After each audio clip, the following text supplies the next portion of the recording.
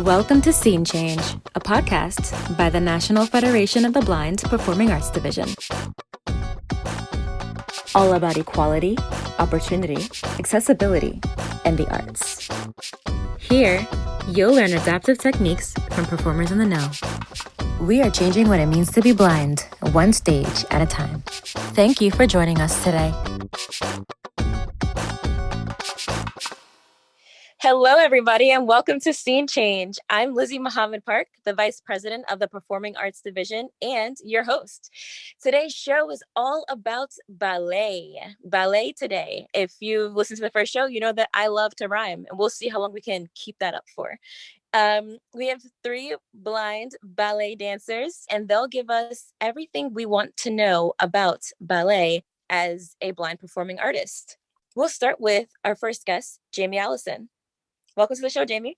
Thank you so much. I really appreciate the Performing Arts Division putting on this podcast and extending the invitation for me to come on to the show. I'm really excited about being here with everyone tonight.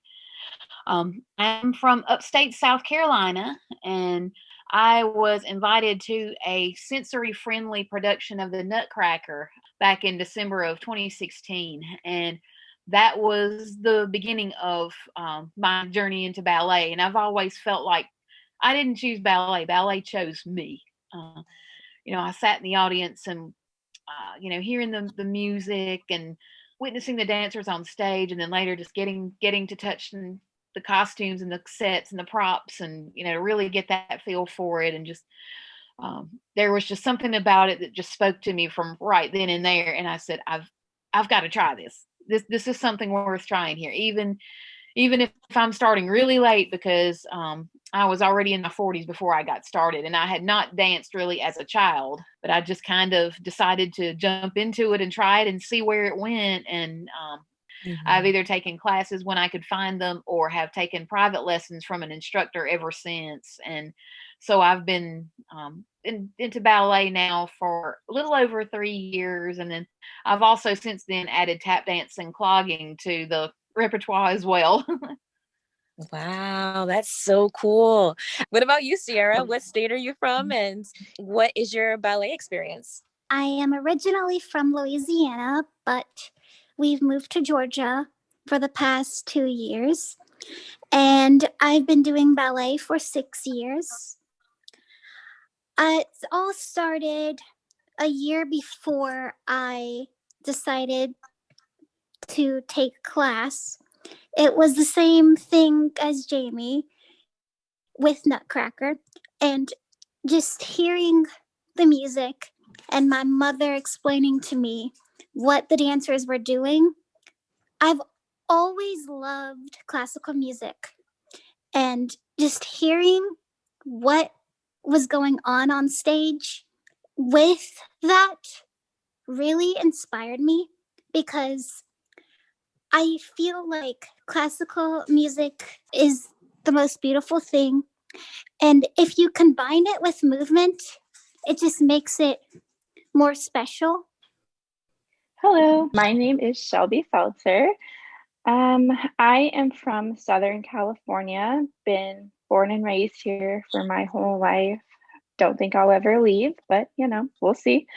I have been dancing on and off for pretty much my entire life in some capacity. I've kind of mixed around with a little bit of every style possible, and then kind of weeded it down from there. And I ended up really, really loving ballet, just the structure of it. A lot of people think it's a little boring, but I love the movements and the structure, and just the basis of it is just so beautiful. And the costumes, who could complain about those? So yeah, I have been dancing on and off, especially now it's kind of difficult with quarantine going on to really be involved in that community. So I've just been trying to keep up with flexibility and my movements at my house. So I'm kind of taking a little pause, but I have done a couple shows in my community. And also I was in color guard in high school and junior high. So I did a lot of dancing during then.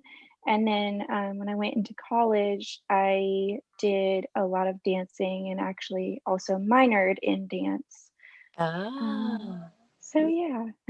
Very cool. Well, listen, we are going to jump into all of this because it's funny. I have, questions about dancing during quarantine. So since the Nutcracker has already been brought up a couple of times, I wanted to ask you all how, we can make ballet more enjoyable for blind viewers, not necessarily for, the blind dancer, but for those of us who, we're in the audience, as Sierra mentioned, you're in the audience and you've got somebody there describing the show to you, as I did last year when I went to go see the Nutcracker. And I was thinking, this is so cool, but it's, I know, Jamie, you said that you did a sensory experience. What was that like? And what did that entail?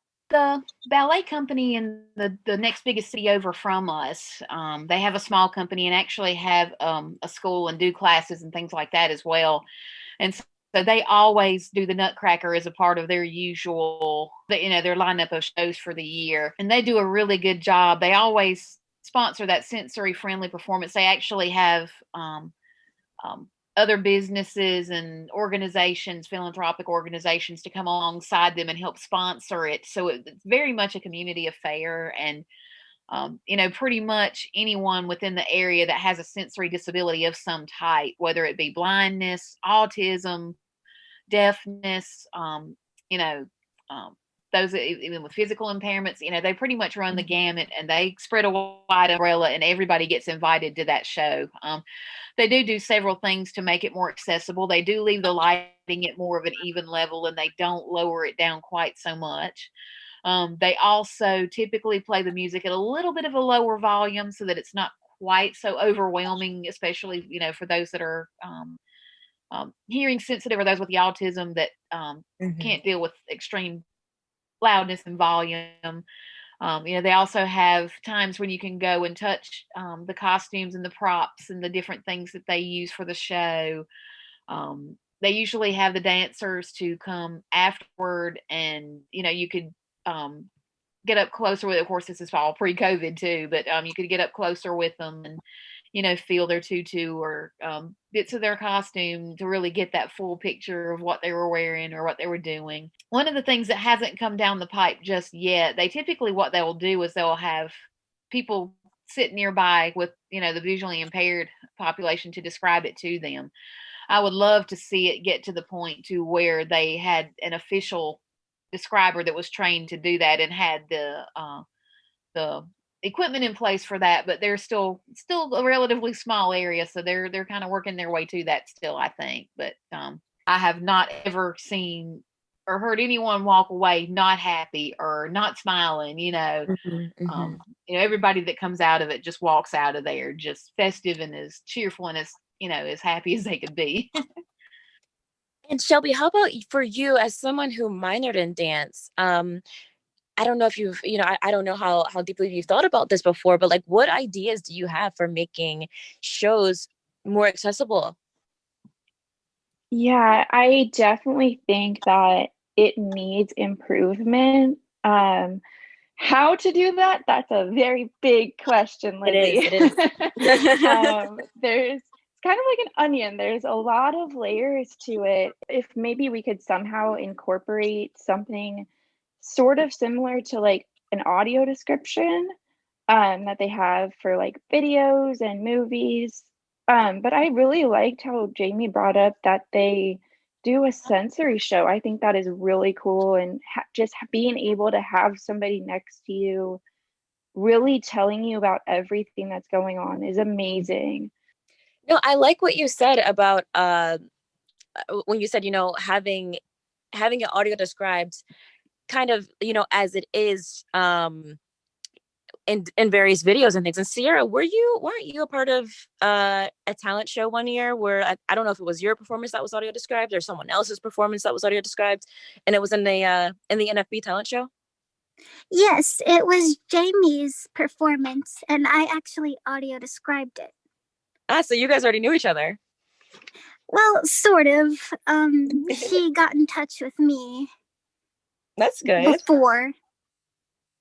And how did you go about doing that? Because I think that's something that dance studios or symphony halls or all these different places, they could learn something from doing that. Could you maybe just explain a little bit about how you went about doing that?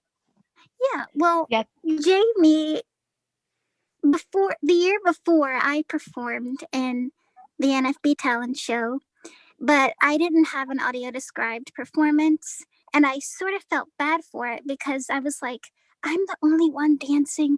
No one is going to know what I'm doing.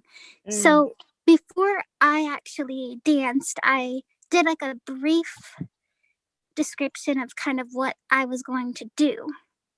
So I did that, and then I believe it was a month or two later, Jamie contacted me on Messenger, and she said she saw a photo of me in the talent show, and she was talking about how she was starting ballet, and I kind of helped her out a little with talking about it, and we just became friends. And then the next year, she performed in the talent show, and I thought it would be awesome if we could have her performance audio described. So she wrote the script and she sent it to me. Then I recorded it, and it took a while, but we made it work, and somebody edited it together, and we did it.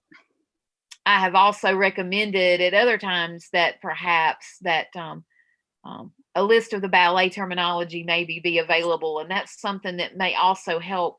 Maybe not from as much from a descriptive end, but from another end, is just having a list of the terms and what a plie is and what a tendu is, so that people can at least read over that and have a general idea of the movement. And so that has helped too. There have been times where we've done that as well, but the description track was just kind of a natural thing to come about. But it did take a lot of work, and I was very thankful that I had a friend that could take Sierra's vocal track and the song and mesh it all together and make it happen in a way that the descriptions in the song fit together. I mean, almost seamlessly. And it was just, I heard rave reviews about it afterward. I'm usually working in front of the house, so I'm outside collecting tickets and all that during the talent show. So I missed it, but it was, I heard really great things about it. So I think that's definitely something that can be done by different people who want to make accessible performance, because think about it, this is something that can be prepared ahead of time. So people, no one has to sit there and, figure out, okay, well, who's going to sit in the back and do the audio description for whoever needs it. No, it's just something that is already available. And I love that idea. Another part of the sensory experience that each of you have touched on in different ways is the outfit. And so I thought, sometimes it's really hard as a blind person to get a description of something that everyone's so used to seeing, because people aren't thinking to write these descriptions on Google for, a random person who wants to read about it instead of looking at the image. So I'd like for each of you to describe your favorite, or, maybe one, it doesn't have to be your absolute favorite. You could honestly make something up. I wouldn't know the difference. But one of your favorite pieces of the ballet costume.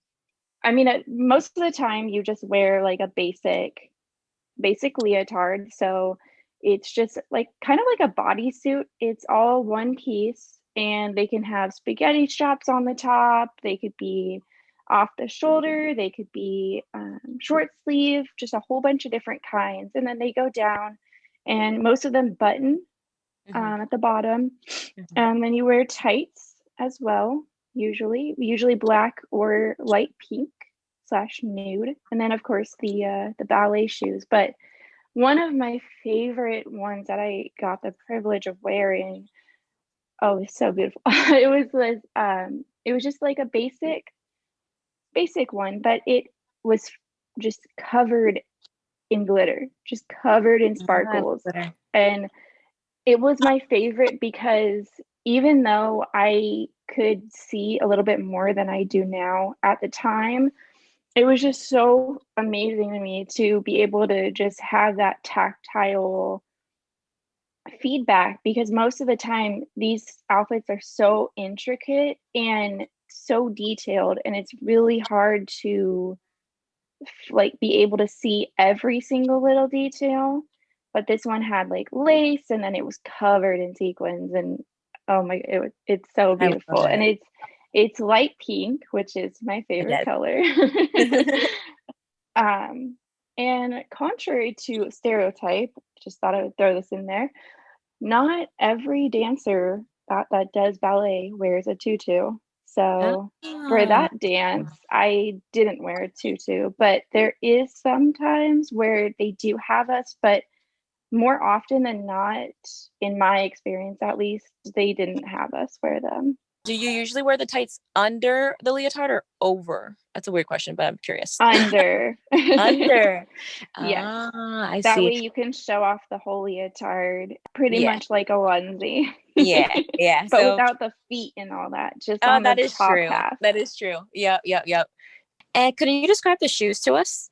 In ballet, the one of the big milestones that everybody, even if you say you really don't want to, I don't know too many people that do ballet that don't want to work their way into what they call the point shoes. And right now I'm just still on, still in regular flat ballet slippers, which is what you start in. And then as you get older and or you not really to get older, but for children, there is an age limit that you have to hit before your feet are developmentally ready to do point work. And for an adult, you just have to wait until your feet get strong enough to that point to where they're ready. But I have not worked my way into point shoes, and I just use the regular, simple, ballet slippers, or we call And what them, are those like? we Are say those, are they soft? Are they hard on the bottom? Are they, describe them. Your ballet slippers. That's fine. Okay. And I use what they call split sole slippers, where instead of having, like a tennis shoe has one piece of rubber or whatever on the bottom that your foot steps down on, it separates it into two. So you have a leather, kind of a leathery bottom, harder little bottom part, and you have it kind of under your toes and the ball of your foot, and then again on your heel. But in the middle, it's stretchy fabric again, so that your foot can bend and articulate better. Yes, I've seen those. Yeah. Two straps that go across the top that crisscross that make sure that make sure they don't come flying off, and obviously they have to be pretty form fitting. Wow, that's so cool. Thank you. Now I'd like to get into some of the adaptive techniques that you all use in order to be successful with your dance. So I know, Sierra, you are taking online classes right now because obviously everything's virtual with COVID. What is that like? Not the same as regular, but it is doable. I just have to make sure that the teacher is being very verbal, because she is not there to touch me, to physically position me if I need, or for me to feel her. So I have to really pay attention. And especially on Zoom, when sometimes, you have some breakouts, you can't really hear. Right. Might have to ask her to repeat something. Right. And it is hard dancing in a really small space, too. I'm afraid to hit something if I do a turn. But, you're making it work. And it seems to go, it's pretty successful for you so far, right? Yeah, it is. Yeah. Okay. Has anyone else tried online dance classes? I have. It is a struggle.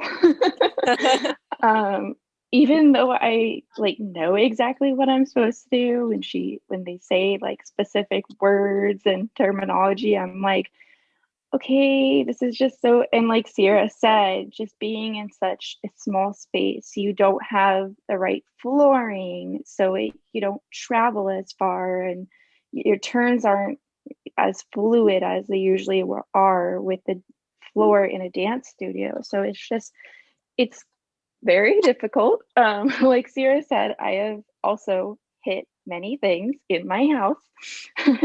But I was kind of laughing when you were saying that, because it made me think when I was in college, the dance studio was right across the street from my house. And so I could just have walked over there but I just wanted to dance like all day long, and the studio would be closed. So I would be in my room in my tiny apartment trying to use like my desk chair as a bar and trying to do my turns in between my bed and my desk, and it was a mess, but we got through it. And I know Sierra she mentioned Tactile adaptations that she uses for her dance classes. Do you have any, Shelby, that you use? Before, a while ago, when I had a little bit more sight, I used to just have issues when like the lights would turn down. Because a lot of times when you're practicing on stage or things like that, they turn down the lights because that's how they're going to be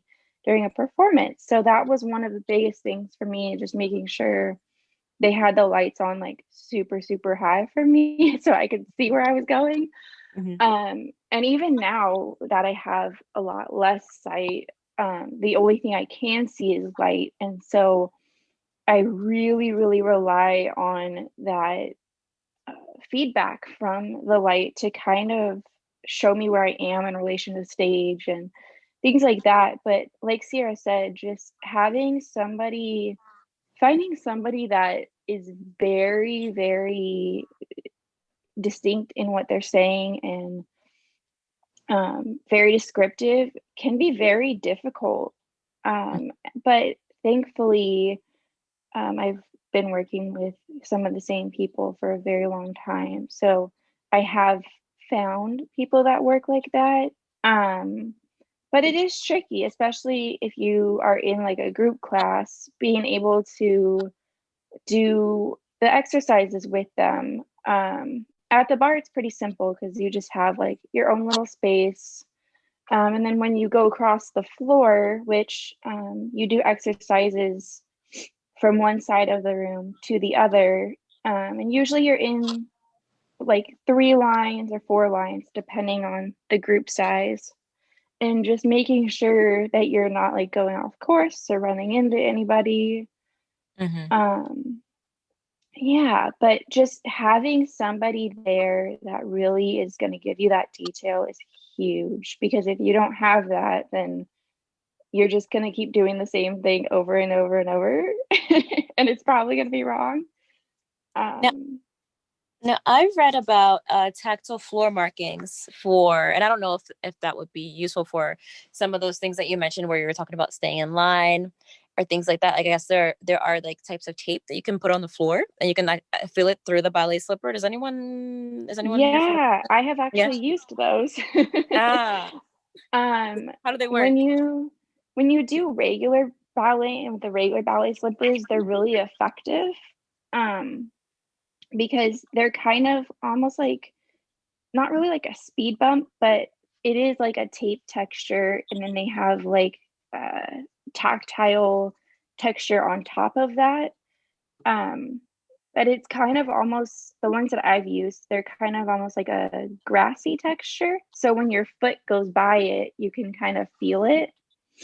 And like it grazes your foot and your leg. But then when I started using point shoes, that became a little trickier because the bottom of the point shoe where your toes are is very, very hard and flat. And so I then had to get very creative, and we started using the same thing, but we started making them kind of at like an angle, if that makes any, like an incline. So that way when the bottom of my foot went over it, or my toe, the flat part of my toes would catch the incline. And so I would know if I was like going to the left or going to the right, or if I was like staying on the flat part of the incline, and I was good. I see. So you had to modify, you still use them, but you just had to modify them a little to fit with the point shoe. Wow. That's really cool. And also for the listeners who don't know about the bar, you mentioned it. So I've seen one before. It's basically just a sort of like railing up at the mirror, right? And it's horizontal, and you can hold on to it when you do different things that require some balancing. What is it for? Now, I don't know what it's for. I have seen one, but I don't know what it's for. So yeah, it is mainly for like if you need to catch your balance. It serves as like a steady, not something that doesn't move. So it helps you if like you're going on releve. So if you're going fully onto the tips of your toes, at first you do need to like hold on to it or else you're gonna fall. And it helps with turns, and it just is like your base. So if you ever feel off center or anything, you can go back to that. Wow. And Jamie, how about you? What adaptive techniques do you use in your ballet class? That's a good question. One of the things, and it was really cool because both of the instructors that I've worked with just automatically did this once they found out I was blind.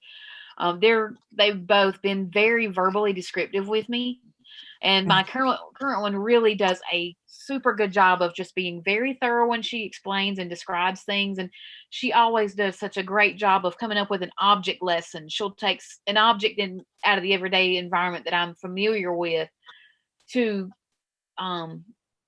get across the concept that she's helping me with.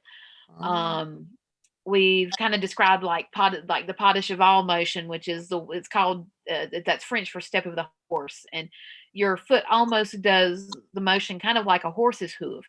And she described to me how that it's almost like one of the sticky hands out of the candy machines that they used to have, where you would whip it out and it would go really long and then it would come back, So she's very creative and innovative with finding something like that I'm familiar with to help drive whatever it is the concept that we're working on helping me do. And because I worked with her for a while as well, I'm also fine if she needs to touch an arm or a leg or show me which muscle group needs to be tighter or needs to be straighter or whatever the case may be. So she doesn't have to touch me as much as you would think, though. It's only maybe once in a while, maybe, once every few months, maybe something might require that. But usually verbal does the trick. And I've been so blessed that even through COVID, I have still been able to do my private lessons because it's just me and the instructor. So the studio that I've worked out of still allowed anything that was a one-on-one to still take place, even despite the rest of the classes and things. Some of the bigger group things had to be shut down there for quite a while, but thankfully my privates kept going, so that kind of has given me an anchor through all of this. And I have tinkered doing some supplemental things online as well, but with my schedule, a lot of the times when they're offered, I don't catch it right when it's being streamed. And so some things I'm going and picking back up on YouTube later if it's something that they'll upload after the fact. But I haven't gotten to do it quite as much of that as I'd wanted to because of just the way my schedule works. But no, but that makes perfect sense. And it sounds like, you've been really fortunate and like you really don't need to do any online classes because you're still able to take your private lessons. So that's great. Each of you have talked about what works for you in the, in ballet classes.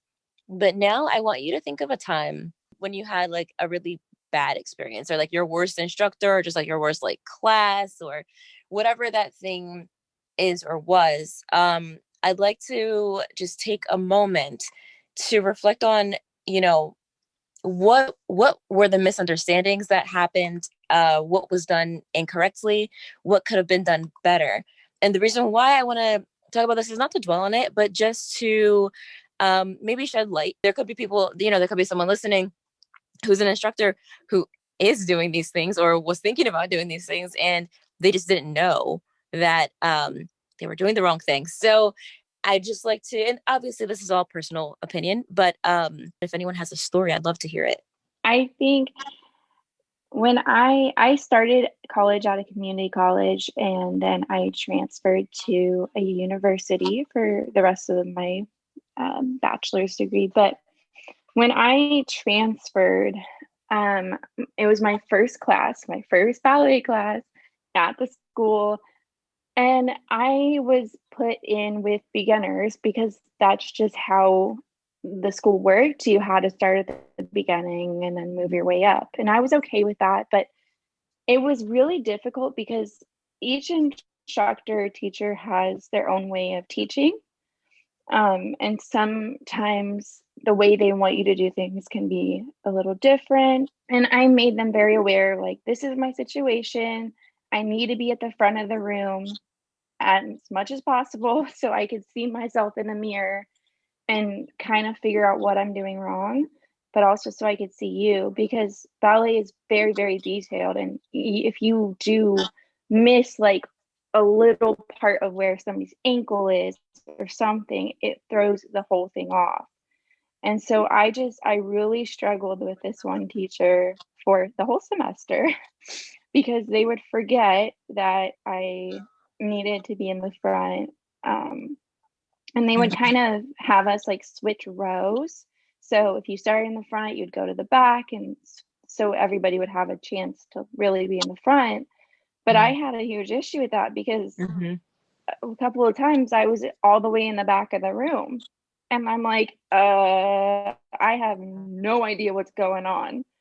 So I hope that I'm doing what I'm supposed to be doing. But and a lot of the times, there was a couple of times where I would get called out. Like he would just straight call me out because I would be, like I said, just doing even the smallest thing slightly different.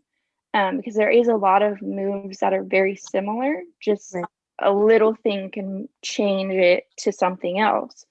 And so I was getting really frustrated because at least like once a week, I would be getting called out in front of my entire class. And I'm like, I know what I'm doing. I just need a little bit of extra help here. So was this instructor not verbal as well? Like in addition to putting you in the back, were they also not explaining, or was it like, what else? Like, was there something more to it, or? Yeah, I think just I was surprised because it was a beginner class, how much they weren't talking and describing things. Like I knew what all the words meant, but he just thought, oh, I'm going to give you the list of everything written down at the beginning of the school year. Hopefully you can then pick it up and figure it out. So it was just really rough. And then I would like stay after and help other students. And then sometimes he'd be like, oh, he would cut me off and be like, hey, you're actually teaching them a different step. And I'm like, what are you talking about? I'm showing them what you showed me. And he's like, no, I actually wanted you to do it like this. And I was like, well, if you just told me that in the first place, it wouldn't have been an issue. Such a minor adjustment. It just, just communication. Wow. So it sounds like there was like a huge, I guess, like miscommunication there. But I've also noticed that in dance classes, instructors who want to move students around the class so they can see everyone, and I usually just request like, no, because I always like to be front and center, and nothing like, and not for me to see them or anything like that, but just because it's so much easier if I need to physically look at what they're doing, or if they need to position my body, I'm right there. They don't have to walk to the back of the classroom, or I don't have to stand there making funny faces in the mirror while, like, you know what I mean, try to figure out, try to get their attention. So it is true that does happen sometimes, where they want the class to move around. And I think that the minute a student sees that, that's the time to talk about your accommodations. And, if you have a good Office of Disabilities and you're doing this in a school, then that's a good time to, bring them in. And if it's not in a school, just to whoever's the higher up, discussing it with them and saying, listen, I need this as an accommodation, or, or nothing. We just have to figure it out. This needs to be figured out. This has to get done. I mean, Sierra, you've been dancing for a while. Have you been like, just very lucky the whole time, or have you ever had an experience that could have been better? I was auditioning for a musical last year, and it was the dance audition. And but before the audition, I told them that I needed them to be very verbal in what they were saying. And they said, okay. So we go on stage and we were starting the warm up. And I didn't realize I was at the very back of the stage where I couldn't really hear what the teacher was saying. So he starts calling out combination. And I'm trying to understand what he's saying, and I couldn't really hear him. And I'm like, what? what'd you say? And the girl beside me was trying to show me what to do. And then he turns on the music, and it is so loud. Mm-hmm. I could not concentrate. I didn't know what we were doing.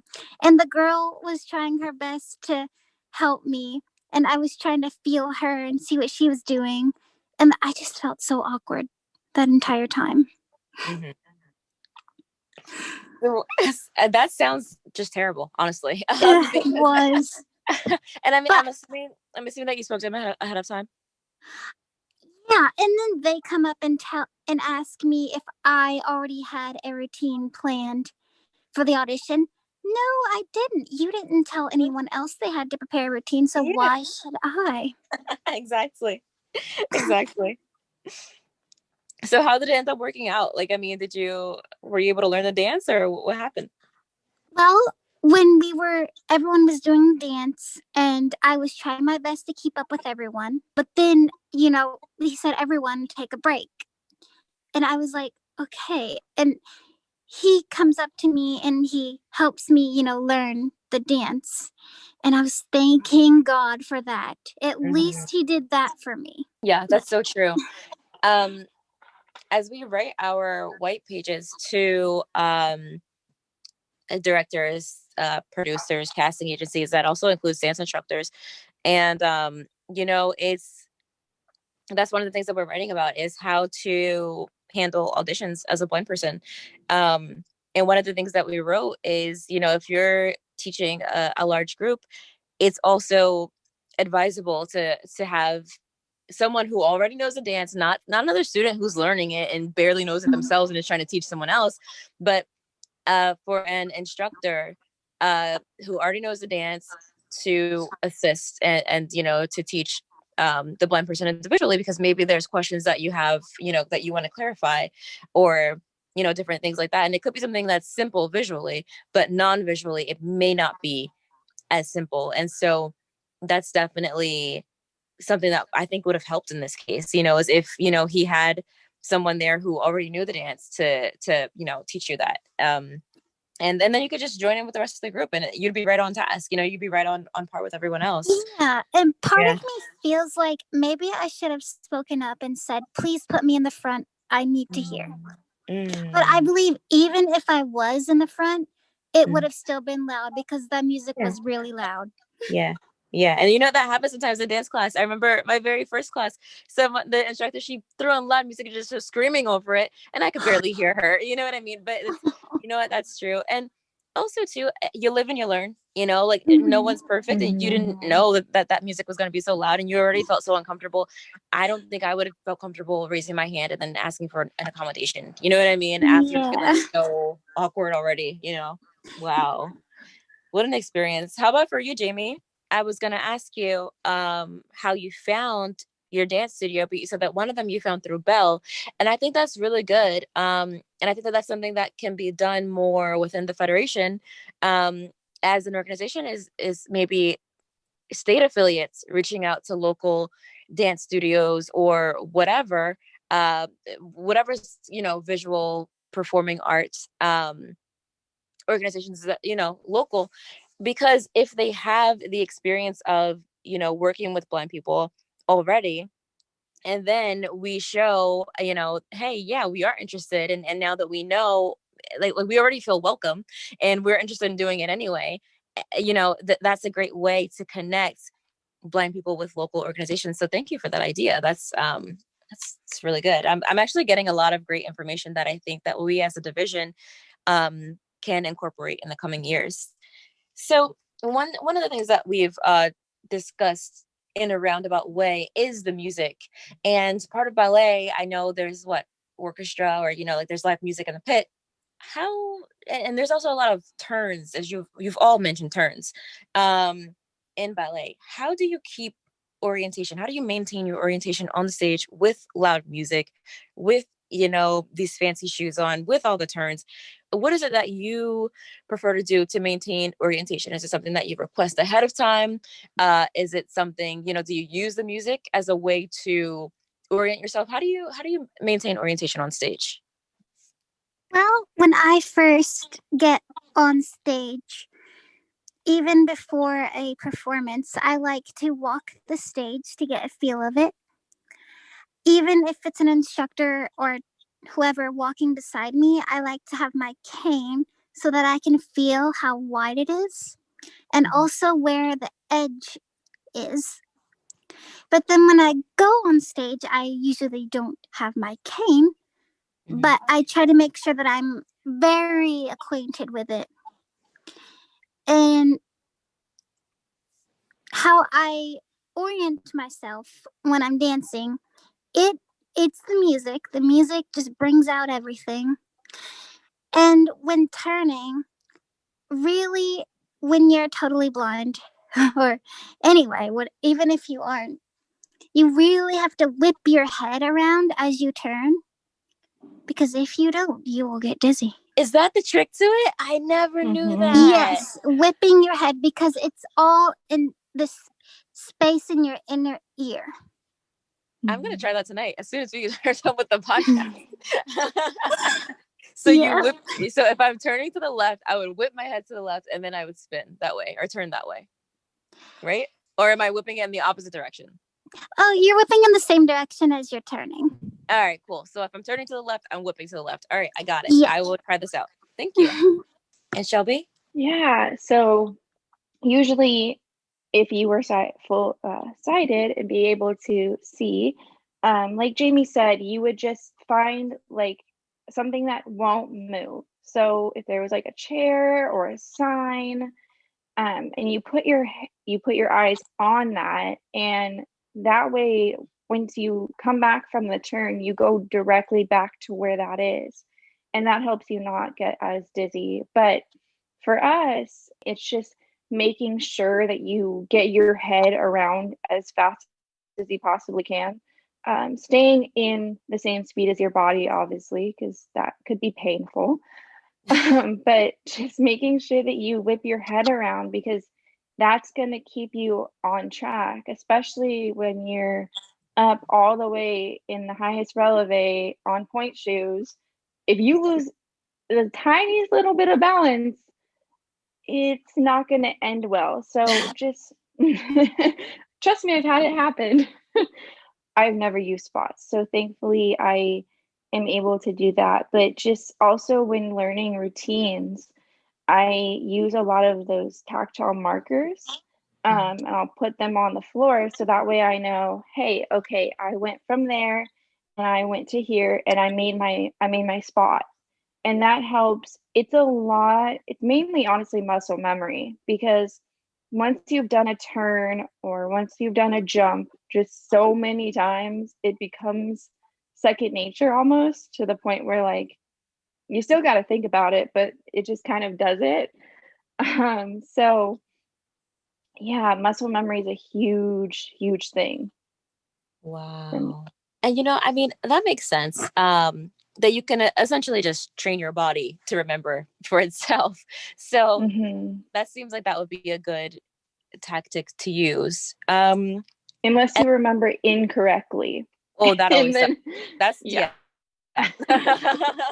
That's always terrible. Yeah. But that's where the instructor comes in, hopefully soon enough before it's too late. And then I know you mentioned tactile markers for navigating the stage. What about entering and exiting? How do you usually enter and exit the stage? The muscle memory definitely helps. Just knowing when I'm orienting myself to the stage at the beginning, I definitely try to I kind of sprint. It's kind of weird, but it really works. So I'll just go to from the beginning where you enter, and then I'll go to where my first spot is, and then I'll go back and I'll just keep doing that a couple times, kind of like training a guide dog to find you something. You just kind of do it a couple times. And then I will mark through the rest of my spots, and then going off stage, I just go to my very last spot and then go off and do the same thing. It is time consuming, but it's very helpful, especially when I was in color guard. You're on a huge a huge football field during fall season. And so everybody else has like their little books that they write down where they got to go, and we kind of put them on the ground. So that kind of taught me, and at least with a football field, like you can use the lines on the ground, like the white lines to kind of orient yourself. And just other people too, especially if you have a little bit of usable vision, knowing where people are in the space is super important, because you don't want to be whacking anybody. And how about you, Sierra? How do you, I know you said that you don't actually use your cane on stage. So how do you usually enter and exit? Do you sort of like dance on with someone, or what do you usually do? If I'm in a solo, I, even if I'm not, while I'm in the wings, sometimes I will take my hand and feel where the end of the curtain is, just so I can make sure, okay, the stage is right there. You're going to walk this far to get to center, whatever. And even though they'll tell us, don't go out of the wing or you'll be seen. Yeah, they'll see you. Sometimes I'm like, well, if my hand's going to be seen, oh, well, it's like a stage hand. But so I'll be in my spot, and then when I go out, I usually try to count in my head where I am, and I will do my thing, and then I usually go off on the other side of the stage. So I'm usually trying to listen to everyone in that wing, because they'll usually be clapping or shouting, "Hey, Sierra, this way!" And I'll try to run to that way. But then if I'm in a group, if we're in a line, I'm usually holding on to somebody's shoulder, and then we'll run out. And then wherever the spot is, I may step back a couple inches from the person, so that way I'm in my spot. And then while dancing in the group, we'll do different arm, like I'll hold their hands a certain way, and then going off, we'll grab a hand or a shoulder and run off. That's really cool. And that makes a lot of sense too. How about for you, Jamie? How do you enter and exit? Do you prefer to use a cane, use some other method? We got so many different methods here. Sounds like there's a lot. I do typically try to take my cane as far backstage as I can. I've had several events that I've done that were kind of NFB related, and so I was able to walk right on stage with my cane and put it in front of me or behind me or that sort of thing, and then do what I perform, and then grab it and walk off. If I can't do that, or if I'm in a position to where I want to walk off, I want to walk on stage without it, then what I'll do is I'll at least usually hopefully be able to take it into the wings. And there again, if I can have access to the stage ahead of time, just to kind of scope it out and get, like you say, get the sides, get the feel, whether it's a raked stage or not, which means there's an incline or not. That's all very handy to know. And if I can get access to that ahead of time, I try to, obviously, but sometimes you can, sometimes you can't. If it's a group, then I would hand on the back of a shoulder works pretty well. And I'm also a pretty good echolocator, so I will try to get a sense of the sound aspects and the ambient sounds in a place. And, sometimes you can get some cues for that, is, if you need to walk across and find the other wing, or if you're entering and exiting different wings of the stage, that usually helps there too. Wow.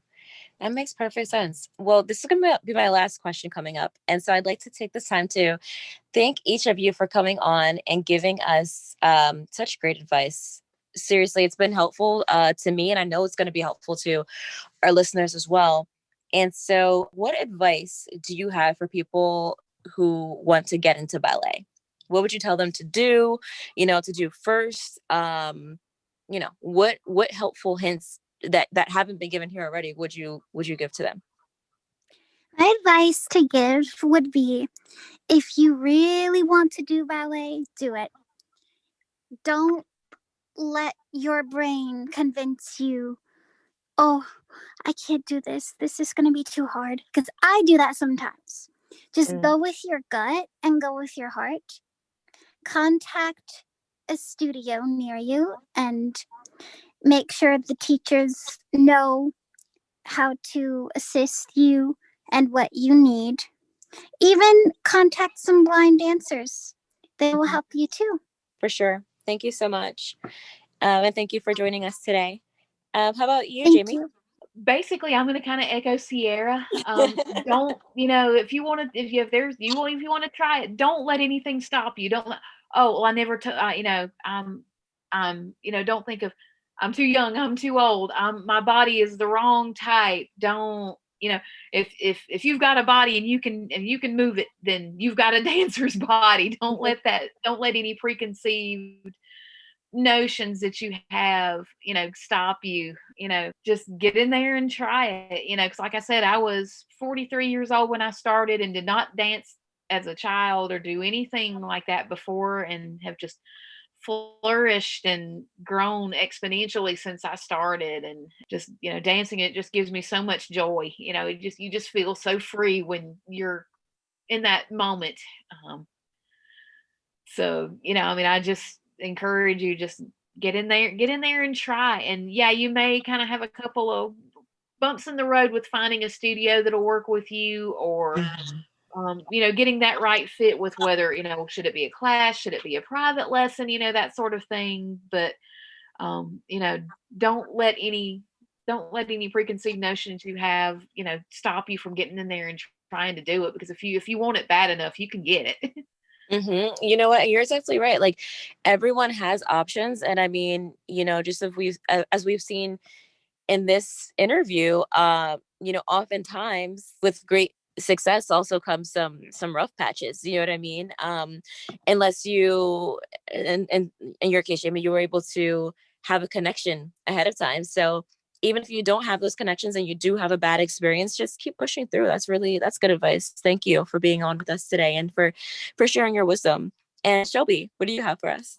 Definitely what they both said. It's amazing, but just don't let anybody else tell you what you can and cannot do. Definitely, I mean, that's something that is echoed throughout the NFB, which is amazing. But I like to say, don't let anyone dull your sparkle. Because if you have something in you and you have an interest for doing anything, just don't let anybody stop you. Don't let anybody say, oh, that's probably not a good idea, or you can't do that. I did color guard for 6 years, and if you guys have ever seen that, you're throwing rifles in the air, flags, sabers, which is like a sword. Yeah. And I hit myself a lot, but I did it. I couldn't see to the first row of like where the audience was, but I did it. I found ways to work around it. And a lot of the times now I look back and I'm like, how the heck did I do that? But I'm so happy, because that's what really got me into dance. And I was able to go to multiple state championships and national championships. I was able to perform on the Colts Stadium field in Indianapolis twice. Like I would have been so sad looking back. Like, why didn't I do it? I should have pushed myself.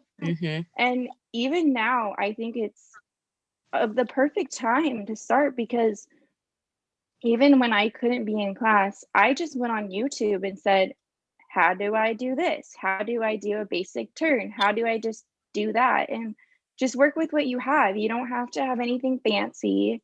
You don't even really need to have ballet shoes or anything to get started. Just get a feel of the movements. And like Jamie said, if you've got a body, you can move it. So, yeah.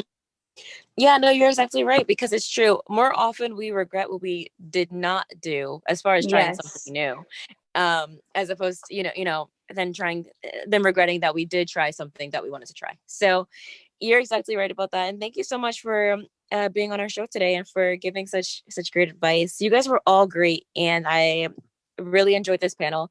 And feel free to keep in touch with each other and the Performing Arts Division. I mean, you all seem like you've got some really good tips and advice to share. I hope that you become active on our lists and our social media if you aren't already, and share some of your wonderful wisdom there. Thank you all so much. And This has been another episode of Scene Change.